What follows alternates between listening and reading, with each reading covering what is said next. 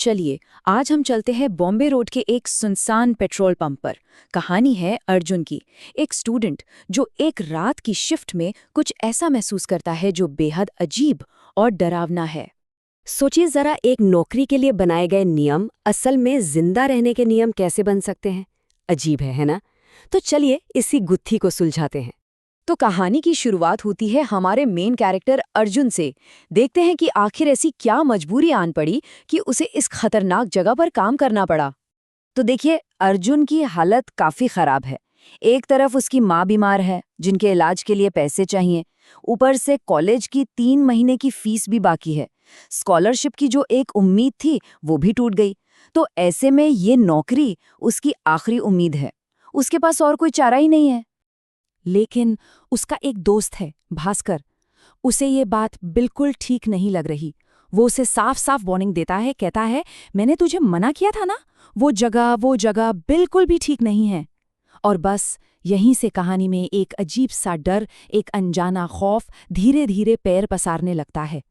चलिए अब आते हैं कहानी के दूसरे हिस्से पर, और यहीं पर छिपा है इस नौकरी का असली डरावना राज। और वो राज है एक बहुत ही अजीब रूल बुक में। तो जरा इन नियमों पर गौर कीजिए। पहला, किसी ग्राहक से कभी मत पूछो कि वो कहाँ जा रहा है। दूसरा, अगर किसी गाड़ी की हेडलाइट बंद है तो उसे जलाने के लिए मत कहो। तीसरा, अगर कोई बहुत ही ठंडे मतलब बर्फीले पैसे दे तो उसे पुराने जंग लगे टिन बॉक्स में डाल दो। चौथा, सुबह 3 बजे के बाद सारे दरवाजे खिड़कियां बंद कर लो और भूलकर भी बाहर मत देखो। और पांचवा और सबसे डरावना, अगर 3 बजे के बाद किसी गाड़ी का हॉर्न सुनाई दे तो समझ लेना कि कोई जानलेवा गलती हो चुकी है। ये नौकरी के नियम नहीं है, ये तो जिंदा बचने के नियम हैं। अब ऐसे नियम सुनकर किसकी हालत खराब नहीं होगी। अर्जुन फौरन अपने दोस्त भास्कर को फोन मिलाता है, और भास्कर का जवाब बिल्कुल सीधा और सपाट था। वो कहता है, अरे समझा नहीं क्या, भूतिया घटनाएं हैं सब। मतलब वो बिना किसी शक के इन नियमों को उस जगह के भूताहा होने से जोड़ देता है। और अब कहानी का तीसरा हिस्सा शुरू होता है।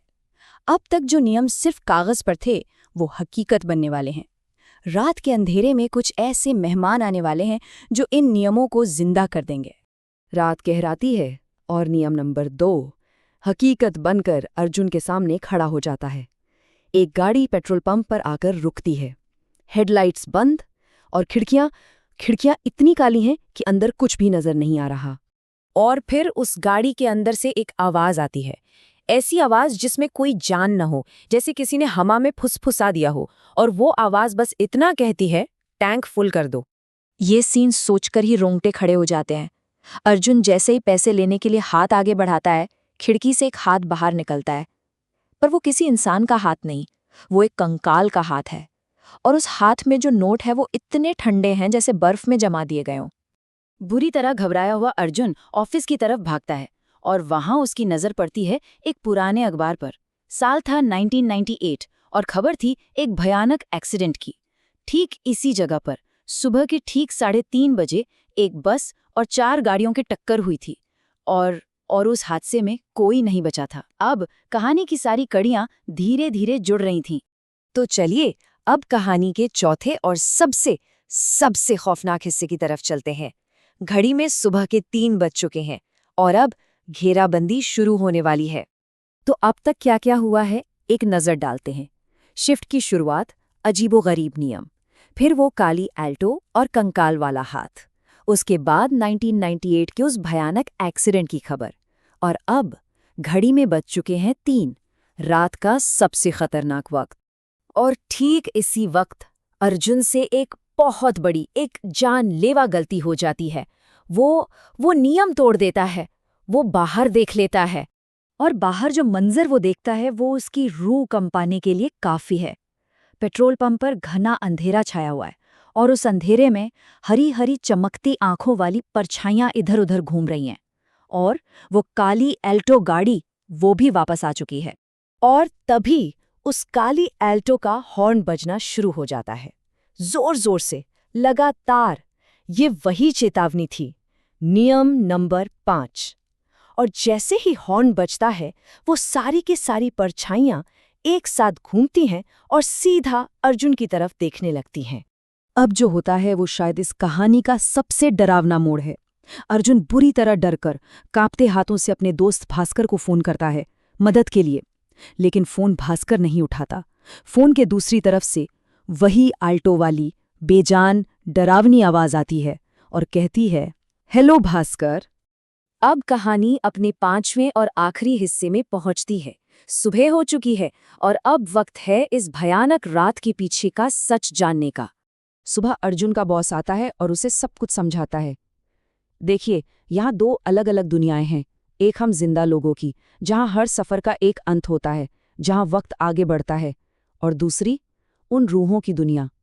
उनका सफ़र कभी ख़त्म ही नहीं होता। वो अपनी मौत के उसी एक पल में हमेशा के लिए अटक गए हैं, और इसीलिए वो आज भी अपने ज़माने के पैसे इस्तेमाल करते हैं। अर्जुन को सुबह वहाँ एक कार की चाबी पड़ी मिलती है।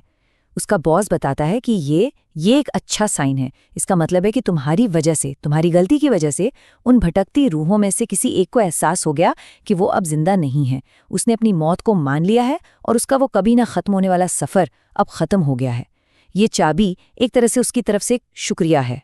लेकिन सबसे हैरान करने वाली बात तो ये है, इतनी खौफनाक रात गुजारने के बाद भी अपनी मजबूरियों के आगे झुककर अर्जुन फैसला करता है कि वो अगली रात फिर से काम पर आएगा।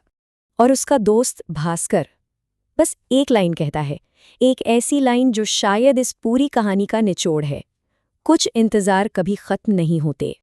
और यही बात हमें कहानी के आखिरी और सबसे अहम सवाल पर लाकर खड़ा कर देती है। क्या अर्जुन अब सिर्फ अपनी नाइट शिफ्ट के खत्म होने का इंतजार कर रहा है, या फिर उन रूहों की तरह अपने सफ़र के खत्म होने का?